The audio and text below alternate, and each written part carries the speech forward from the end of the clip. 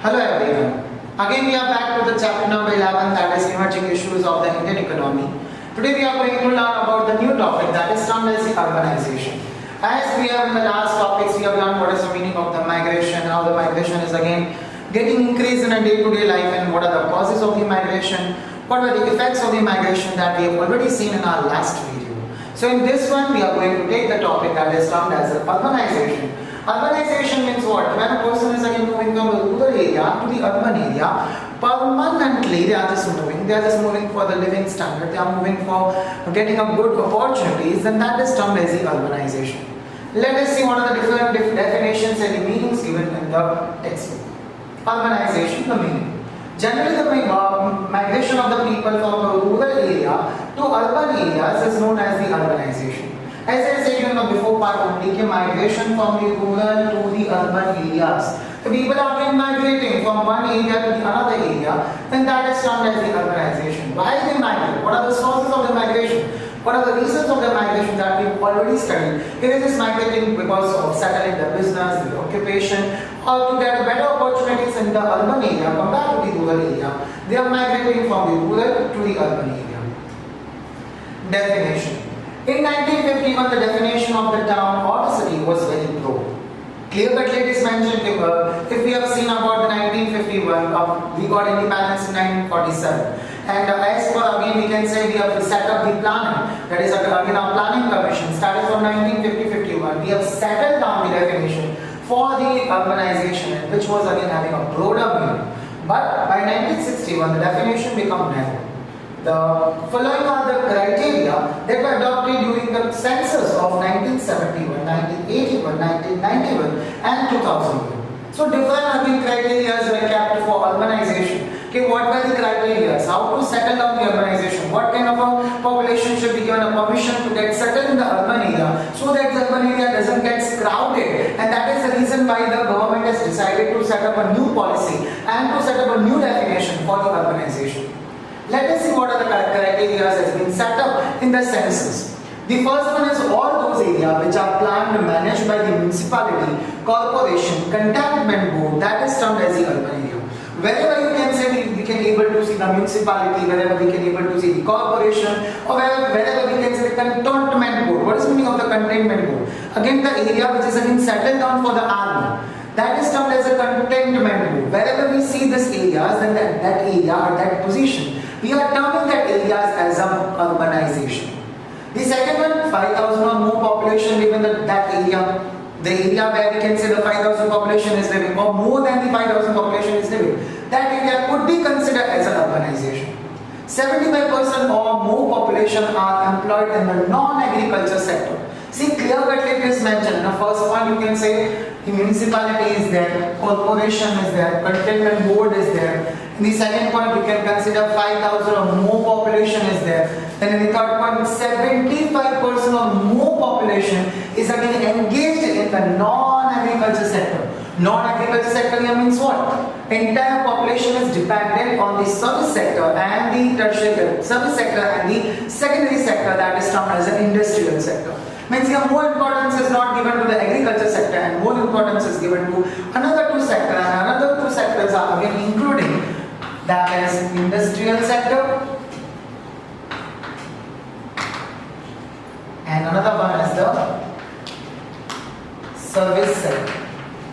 This both sector were given a more importance compared to the agriculture sector. And the last, the density of the population is 400. Density of population means again 4 square kilometer only 400 people should reside. That area is termed as the urbanization. So these are the three criteria, these are the four criteria again given by the government to again form for the urbanization and to settle down the definition so that the urban area could get a proper proportionate of the population. So the urban area could also able to arrange the facilities for the people who are shifting from rural to urban area. With the three types of the urbanization, let us see what are the types given for the urbanization.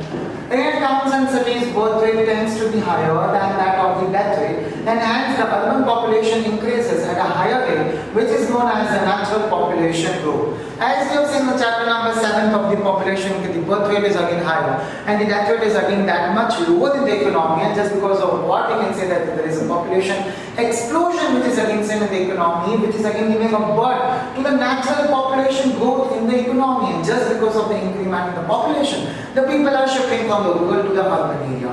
Here it is clear-cutly mentioned, if we are talking about the birth rate and the death rate, birth rate tends to be higher than compared to the death rate. Means death rate has decreased like anything. The people who were dying first of all, now they are not dying. They are just living a longer life, and if they are living a longer life, then again the person will be again in a need of income. Again a person will be in a need of fulfilling the basic necessities like a food, clothing, shelter.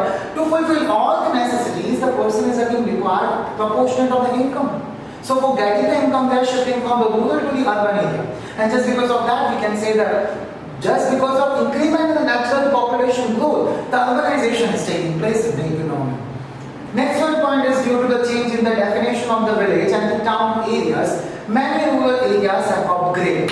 As if you can say, take an example of Rajkot itself only, where the Rajkot was and right now where the Rajkot is. Entire the scenario of the Rajkot is again quite changed. Just because of what? Because of, you can say, the urbanization. We have seen number of changes in our, you can say, transportation. We have seen the number of changes in our rail department. We have seen number of changes in our, again, our city bus department. So these are the changes which we have experienced. The entire economy is again developing. So we can say the entire economy is upgrading.